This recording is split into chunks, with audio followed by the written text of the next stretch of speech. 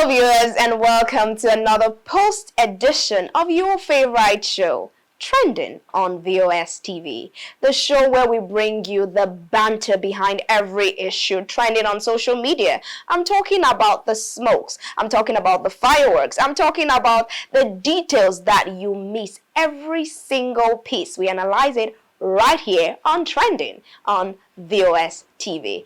It's another amazing edition and I am excited. My name is Felicity Udeji and I am your delectable host for today. So we're going to be talking about a very interesting issue, one that links up with the Christmas. Yes, I'm talking about the Christmas doomsday prophecy. I know a lot of you heard about it. We are going to be analyzing it on today's episode. And joining me to do justice to this issue are two beautiful, adorable, one is already smiling at me, yes, adorable ladies. So I'm going to allow them introduce themselves. Let me start with from my far left. Okay. Hello, everyone. My name is Aunlika Elemo. I'm from VOS Global Media. Hello everyone, I'm Esther Morgan. Yes, nice to meet Esther. Esther is a regular face on the show. And Jane is joining us for, permit me if I call her Jane Awuli. Yes, she has two names, so I'm more used to the Jane. Jane is joining us for the first time.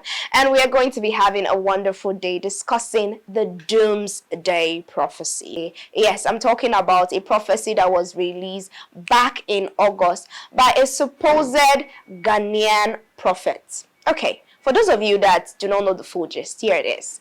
A particular prophet by the name Noah said that God told him it would be destroying the entire world with a 3-year reign starting on December 2025. And he said that God instructed him to build an ark. Yes, so like the one that Noah built back in the days, if you know Bible history. So this supposed Noah is our 21st century Noah. So he went ahead and he started building an ark. A lot of persons donated money, a lot of things. People believed him to the extent that we saw videos of persons packing their bags to come and stay in the ark. If you can recall, there was a bit of rain on Christmas Day. So when that rain happened, a lot of persons started rushing to enter the ark. It's my brother, my sister. Before I give you the end of it, I want to ask my girls. Girls, you're still here. What happened? Like, I was expecting that by now, you know, you guys would be in Ghana with your bags, your luggages. So what happened? It's not only Ghana. Is where? Apparently, a man traveled from Liberia to Ghana just for this event, and it didn't take place. So now he's stranded there, apparently. And people sold their lands, their properties, and gave the money to the Noah guy. And apparently this guy went to buy Benz on that day, saying God has postponed the day to further notice. He didn't even say the exact day. So yeah. Jane just spilled the beans I was keeping for later. But it's no problem, yes. Yes, apparently this guy went to buy Benz on a supposed day that the world was to come to an end. And people are asking, guy, you said that the world is ending. Why buy Benz? Like, please go on, Esther. Like, he wants to, this day, the kind of technology they create these days is kind of crazy. You don't know if that Benz now has like a little bit of boaty kind of thing. So he wants to see this on the water. So why will he not enter the ark? I mean, Noah of our time that we know entered the ark. The truth is, for me, all of these things it's just very funny, and it's pretty annoying if you ask me how gullible Africans can actually be. Because if you are one, definitely people that got into the ark, that went for the ark, they are Christians. At least 80% of them are definitely Christians. So if you call yourself a Christian and you read your Bible, tell me where in the Bible did God tell you that at a point is going to actually destroy the world of water? Now let's remember after the whole destroy the world with water incident with Noah in the Bible. Then after The first flood, Noah. yes, the first Noah, yes. After the flood, God made a covenant with Noah, and he said that he would no longer destroy the world with water. That was in Genesis 9, verse 11. So if you're a Christian and you are vast with knowledge of the Bible, I don't think you would have actually, for me personally, I don't know, I'm not criticizing people that went for it. I'm just saying, for me as a Christian who knows my Bible, I do not think I'm going to be that gullible to fall for that. Because tell me why you gave a prophecy, and then on the same day that the prophecy was supposed to take place, you went to buy events. Interesting. Very funny. Speaking about being a Christian and falling for such prophecy, Jane, why do you think people fall for such prophecies? Christians, supposedly. Well, personally, I think that Christians or people fall for these prophecies because they don't have a personal relationship with God.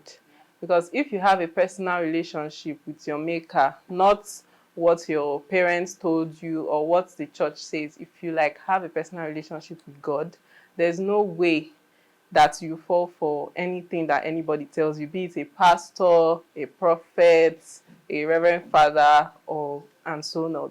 So what I think is having a personal relationship with God is very, very important. Yeah, so you won't fall for anything anyone says. Okay, a personal relationship. Now, aside from personal relationship, some persons are of the idea that it could be out of fear.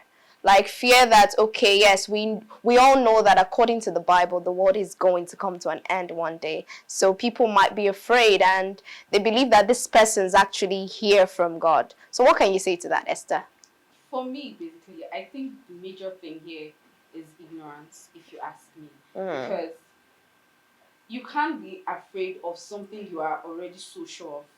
You can't tell me it's fear if you are so sure of how this whole thing is going to play out. In the Bible, we're given a breakdown of what is actually going to play out in the end time. If that's why I said, if you are a good Christian that knows that knows your Bible so well, you would understand that this whole this whole thing is just part of the things that God said will happen in the end days. Like if you go through your Bible in Matthew 24, verse 11, you would see where God said that in the last day, false messiahs, false prophets, they will rise up in his name, but the end is not yet. So if you are a person that goes through your Bible and you know that, okay, this is this, this is this, there is no way this is the end time. There is no way this is happening now because everything that was written in the Bible has not played out yet. Half of it has not even played out yet. If you go through Revelation, you would understand what I'm talking about. But people will also argue, permits me to cut in, that some of the signs of the end time are already here. Talking about war, talking about fathers fighting against their sons and what have you. And aside from that, we also have, because these prophets now, to us, the reason why we are now tagging them as false is because what they prophesied did not come to pass. Now, let's imagine for those who follow them, for those who are their ardent followers. I mean, they must have given a prophecy that came to pass once.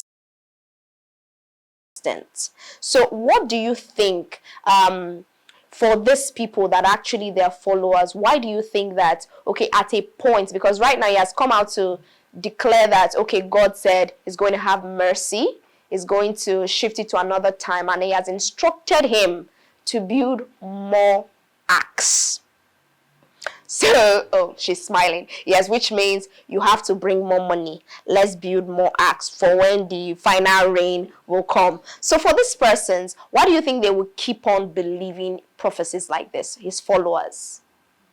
I don't think after what has happened, any reasonable person will continue to bring money after seeing what he used the money for, buying Benz. And it was even online that he went to Sarkozy's events. Like, why would someone, after seeing everything that happened, you still go and give your money? That's on you. That's ignorance. My people perish for lack of knowledge. It's in the Bible. So that's on the person. It's not on the Ebonoa again. So Jane is saying that with what has transpired, any reasonable person should not believe. So now we want to beam the searchlight now, because that's Ghana.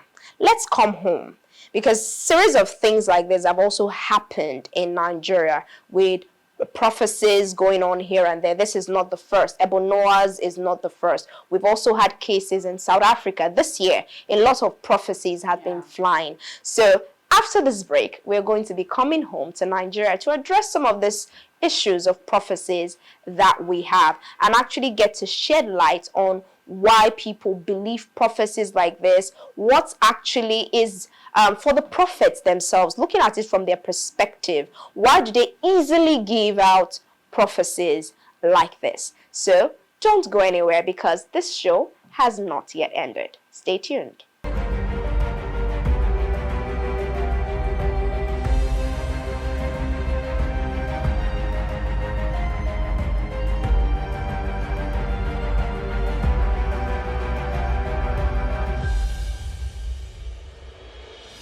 All right, welcome back, viewers. Yes, it's still your favorite show, Trending, on VOS TV, and I am your host, Felicity Udeji.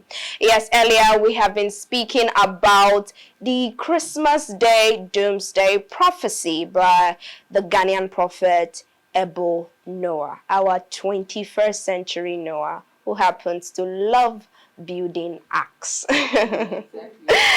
And we're bringing this to Nigeria. Nigeria has had its own fair share of prophecies this year, from the likes of Primate Ayodele, and that's just to mention a few. Yes, Primate Ayodele recently gave a prophecy about Lukman Ademola, saying that Nigeria and the Super Eagles should not feature him, that he will bring bad luck to the team. Will I say unfortunately, but let's say fortunately, he did not bring bad luck, but he actually ended up scoring the winning goal. And the prophet, when he was asked, he said, that's just one of the game, that there is more to come. So which means that the prophecy is still on its way to fulfillment. And people are asking, these prophecies, earlier Esther was also sharing with me other prophecies. You said one from South Africa, yeah? Yes, a certain prophet Joshua from South Africa. And there's still another one that said that the world was going to end 2nd of August this same year. That was prophet Dr. David or something, I can't really pronounce him. He's from Kenya actually. He said the world was going to end 2nd of August 2025, and today is, I don't know. I don't know if this is heaven. So this is what heaven looks like. It's beautiful. Actually. All right. Yes, talking about prophecies. Now, next year will also come with its many prophecies. Doomsday, different kinds of prophecy. Exactly. So what should people be expecting for next year? For me, if you're asking me, this is certainly the end time, so definitely you have more and more and more of these prophecies come up. I even saw one online when I was going through that Ebonoa's story. I saw another prophet that said 2025 is the last normal year. I don't know what that means, but it's just something I stumbled upon online. So if I'm just saying, with this, you can already see that we are not in 2026 yet, but somebody's already prophesying about 2026. So you will continue to see prophecies upon prophecies upon prophecies until Jesus Christ comes. It will continue. Interesting. Prophecies upon prophecies. Well, I don't know what it means by normal year. Jane, has this year been normal for you? It was kind of weird. I don't know. It's not only me. I guess it's not only me. I've been seeing a couple videos online too that this year has been really hard. It's called the Year of the Snake. Allegedly said next year is going to be the year of the horse. Okay. Wow. There are a lot of allegations on that. So, but yeah, this year has been quite rough. Yeah, both personal and all around. So I believe that next year is even going to be even worse. So because we're expecting not yes, just a Noah this time around, but the version 2.0. yeah, so Many John, more. I even saw one video like, John is the one that saw the last day prophecy. Yeah, so I saw a man. He looks like all those olden days Jewish people. So he was prophesying that Jesus is coming, and he was in the desert. And if you read the Bible, say a voice from the desert, the wilderness, will like call people to go to Christ and everything. So there are a lot of videos roaming online about this end day prophecy, and just like people just want the world to end, but are they even ready for it? Like everybody is rushing, oh, the world will end. See people carrying their bags to that Noah's Ark now. Are they ready? Like selling their lands and property. Are you going to heaven, or where are you going to? You're just packing your bags. That's a good question. Are you ready if the world is to come to an end today? Okay, now looking at this many prophecies, how do you think people can protect themselves next year and beyond from prophecies like this that won't end up shaking people? Because I know a lot of persons' finances were shaken by this Noah's prophecy, with, like you said, some persons to the extent of selling their properties, packing their bags to another man's land, and now they're stranded. Let's hear from you, Jane. Okay. I think they can protect themselves by reading the Bible more. Like, be informed on your own self, do your own research. Don't just listen to what anybody comes up to say. Anybody can hold a microphone. I'm here holding my microphone. Well, does not mean that I know everything, but yeah, so you take the you separate the sheep from the goats. So you take the one that is reasonable and you leave the other ones aside. You can't just take everything that someone says, just like someone giving you advice. You will not take everything someone says. Some people are just projecting.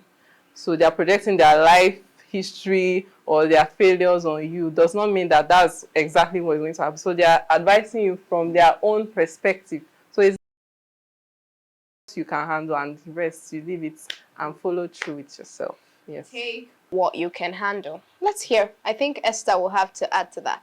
Yeah, actually, for me, a way to protect yourself, if you ask me, just like she said, is reading your Bible, and not just about reading the Bible, because I don't know, not everybody goes through their Bible and all of that, but I just feel that whenever you hear things like this, before you jump into actions, try as best as you can to get enough information about it. Wherever it is that you know you can find information about the particular thing that anybody has told you, go there, search for the information.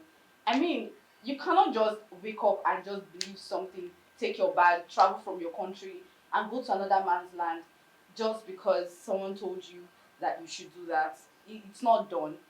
Find out, just be sure of what you are doing and ensure that what you are doing is the right thing to do, because many people actually believe whatever it is that they are being told, especially when the person that are telling them these things are people of great importance, like I mean pastors, prophets, those people that call themselves prophets and all of that. But the thing is, not everything that these people actually tell you, not everything is, I won't say they are lies, but most of the time, just like what she said, it's probably from their own perspective. So why don't you just sit down and go through this? Like, you can find anything you need to find any information about these prophecies in the Bible. I don't know, I can't take out the Bible from prophecies because that's actually like where it started from. So you can go in there, get things, get informed, and stop being ignorant. That's just what I would say. Get informed and stop being ignorant.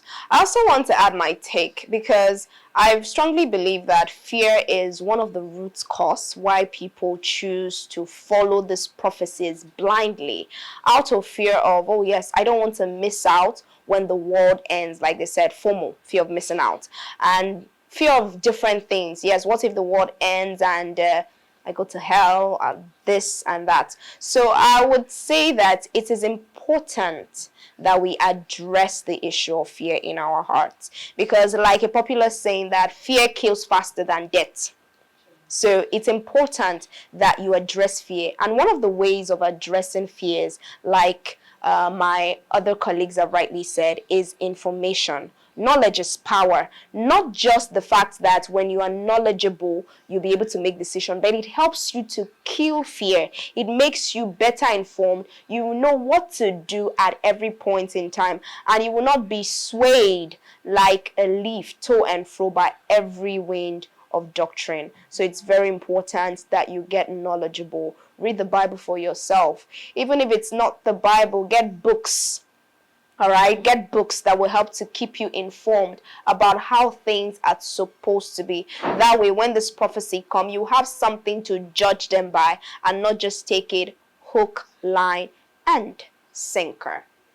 Know God for yourself. Talk to God. It's not only through prophets. Yes, Yeah. talk to Him yourself. Take it back to God. Yeah. Yes.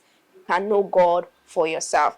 Okay, that is that on that story. Now let's move on to our next story. This one is a household matter.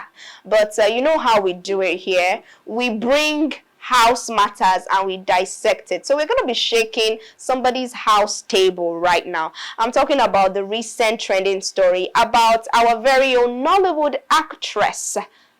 You're wondering who it is? I'll tell you. It's no other person than Mercy Johnson and her husband. As it seems, a lot of things have been going round the camera that a lot of us did not know about. But, well, we thank God for social media. It has exposed it. So I'm going to allow Esther to give us the details of the gist so you can actually hear it from her. Okay, so basically what has been going on online about this whole Mercy Johnson thing is allegedly, yeah, a husband got a woman pregnant, his mistress, and then he got her not an apartment, a house. He actually got her a house for her to stay comfortably with the child. All of this actually to him was being done in secret to him because he had no knowledge of the fact that his wife, Mercy Johnson, already found out about this. Now the main reason why this whole thing became like serious online was the fact that a lot of people now are saying that apparently the lady had a miscarriage. So she said that it's not just a normal miscarriage, she was poisoned. Yeah. And now fingers are pointing to Mercy Johnson and the maid that was meant to serve the mistress in the house. So people are saying now that Mercy Johnson has been working hand in hand with the maid to do the job. Although, as it is now, no solid evidence has been able to point to the direction of Mercy Johnson as a culprit in this.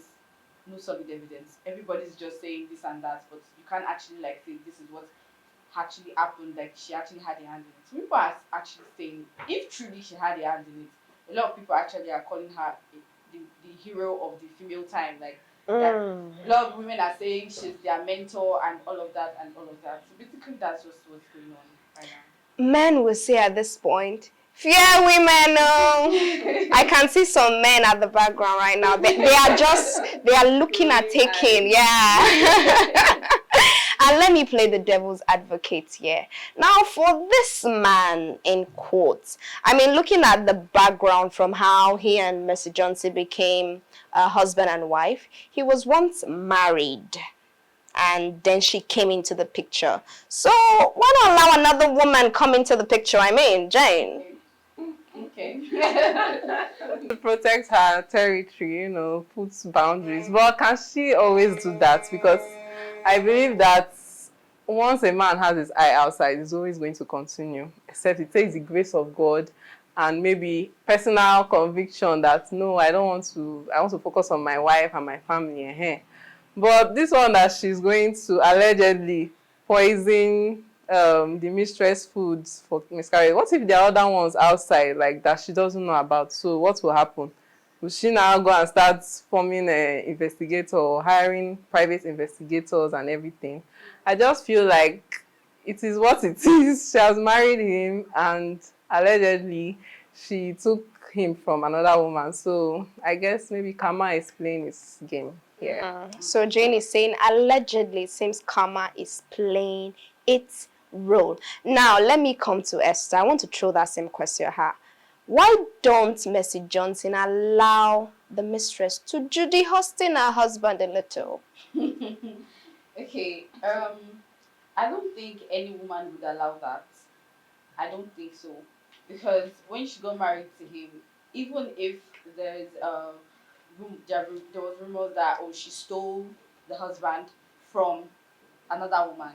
For me, I think when she got married to her husband was not still married to his ex-wife.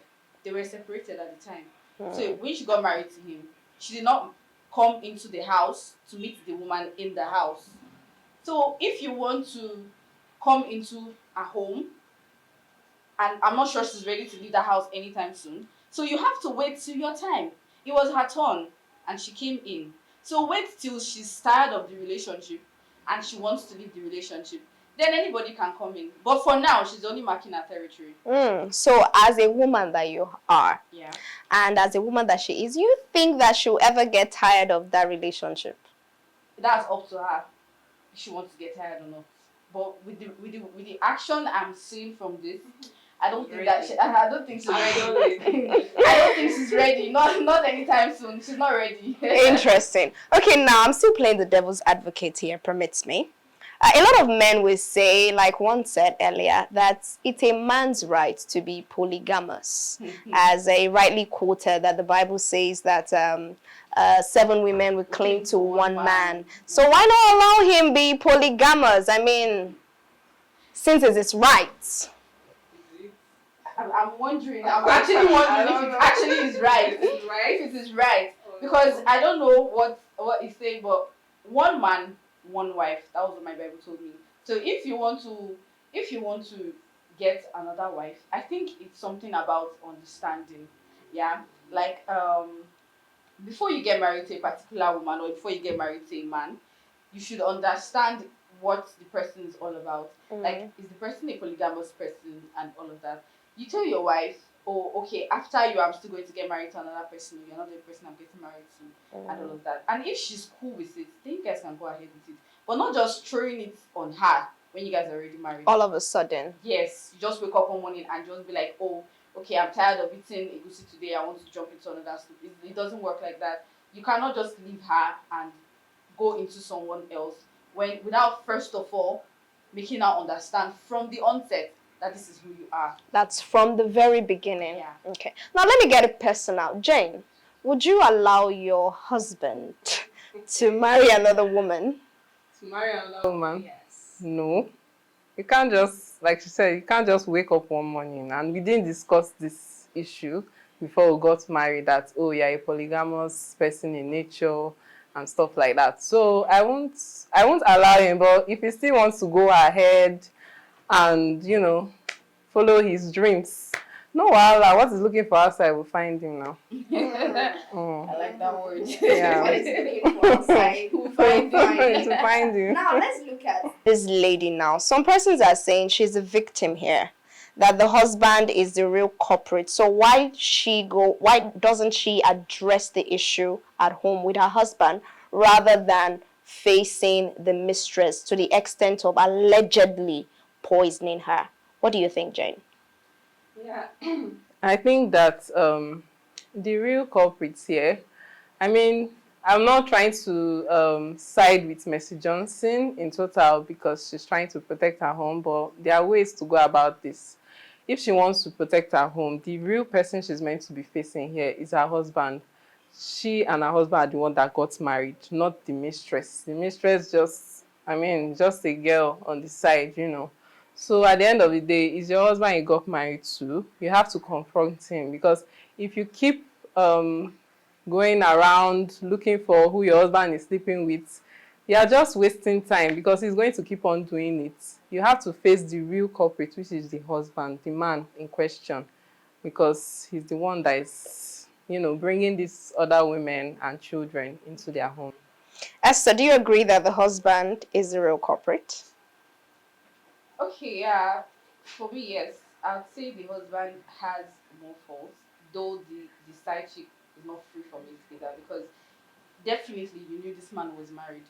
You can't tell me you did not know he was married. You knew he was married, and then you went for him. as a married man, what are you looking for? There are single men out there. Why not go for them? Even if he walked up to you, eh, let me use the word they use, our mothers use for us, then a lady with morals would know that this is a married man, and you should know that you should stay clear of this kind of person. He's married. What's the belief that you have that if he can leave his wife and come to you later in the future, he won't leave you and go to another woman? That's just it. So basically, here the man is at fault, yes, but the mistress is also at fault. in this. The man is at fault, but the mistress is also at fault. Now, looking at the fact, the husband, to be precise, some persons are looking at what does this mean for the husband going forward, saying that his wife can go to this extent to protect her territory, like you rightly said. What do you think? How do you think the husband will feel with all of this going on? To stop him. I don't just know why. I don't think it will stop him. I believe that maybe he'll just be more careful this time. He won't like leave any, he'll tie all loose ends. Interesting. Yeah, so he won't like be exposing stuff again, just leaving stuff on the table. He'll be more cautious this time. And maybe this time, maybe use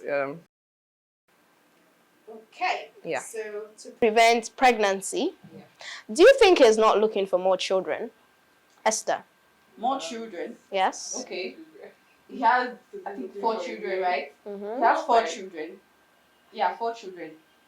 So you already have 4 children with Mr. Johnson, and you're saying you're looking for more children. I don't understand. Does he want to like create a whole nation? He's an African man, I mean. He's an African man, and that's So according to the intention to have more Africans, children. it's children are the lineage of the legacy of a man. Oh, okay. All right, no problem. Just keep on looking for children until you find what you're looking for. The ones I had, I didn't think that to get children. I'm wondering. Children, okay. Now coming to the children, what does this mean for Mercy Johnson's children? With all these allegations going on, for them to hear, maybe come on social media and say, okay, their mom is being accused of poisoning somebody else's daughter, or is somebody who was supposed to be another person's mom, killing a child, because this is literally murder if it's actually true. What do you think this will mean for her children? You want to go first? No, you can't. Okay. for the children. I don't think there's anyone up to 18 or of adult age. So I don't think they might really see. So even if they see, they might not really understand the nitty-gritties of what's going on between man and woman relationship. They might just see it and just pass. But I think that for them, I think the woman is just trying to protect her family, although she did it in a conniving way, a sly way. But yeah, African magic, real life. So I just feel like, well, when you're a child of a celebrity, you are up for anything. Yeah, because your parents will embarrass you if they don't have good morals, or they can't stay in one place. So people might bully them. People might use it as a form of attack. Like if they're arguing with them, they might use it as a form of attack on them. Yeah. So that's like a weakness to their points, and it's leaving them unprotected. Okay, what about you, Esther? Okay, for me, I'd say that this would actually, like, I don't know, the children, just like what she said, could later, probably not now, but later get affected by this, because seeing that they have a mother who allegedly did something like this, and especially for the ladies, like our female children, a lot when they start growing up, and many people already know about this, and then maybe when they get to the age of marriage, a lot of men might get scared. If your mom can do this, can't you do worse? Something like that. Yeah, but still, I don't know. I think for the children, the way they would see it, I think they would just see it as their mother being defensive of her home. Their mother being defensive of her home. Speaking about home, what do you think this will mean for her home? The relationship between herself and her husband going forward? I can't really say much on that because I don't know how their dynamic is, but I know that Mercy Johnson is actually the outgoing personality and the husband is kind of the calm one. At least that's what I see on social media. So, but like I said before, I just feel like he'll be more cautious, more careful with his affairs or whatever. So it won't lead to this kind of thing happening again. Yeah, that's just what I think. And I think Mercy will now be more on her toes, to see what's going on. And, since she's a proactive woman now trying to keep her home, she'll be more, trying to look for clues and things. Maybe even hire a personal investigator, who knows. I mean, yeah, that's on her part. But I know that she might not trust him again. Yeah, on that part, she won't. There'll definitely be trust issues. Yeah, there will be trust issues. And we know that for many marriages, trust issues have led to divorce. So do you think this can also affect them? It can. It can affect them. I mean, a marriage that doesn't have trust, it takes only the grace of God to take it very far. So it can actually affect them. But I don't know. Let's just see how it plays out. Okay, well, before we go on the show, I would like to hear your advice to men out there. What do you think they should avoid to keep their homes? What do you think? How do you think they should address issues like this generally so that we don't have to the extent of having cases of poisoning another person? I think this advice will long go because it's a lot, man. It's a lot, like to uncover with them, like understanding how they think and everything. I think it boils down to upbringing too, because children, what they see when they are growing up is mostly what they carry along, like out of their homes. So it depends on their upbringing. Did your parents train you to like stick to one man, one wife, that kind of thing? Or was your father polygamous, or was he beating your mother? Those kind of things. And in African households, they mostly train the girls to be a certain way, behave a certain way, laugh a certain way, sit a certain way, while the boys, they just like leave them. So just go and hustle. That's your own.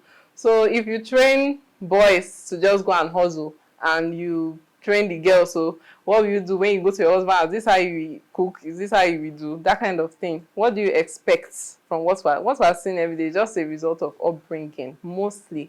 In fact, 90% is more of upbringing. So that part is, I advise that men should just like not follow what society says. They should have their own standing and their own ground. What do you want as a man?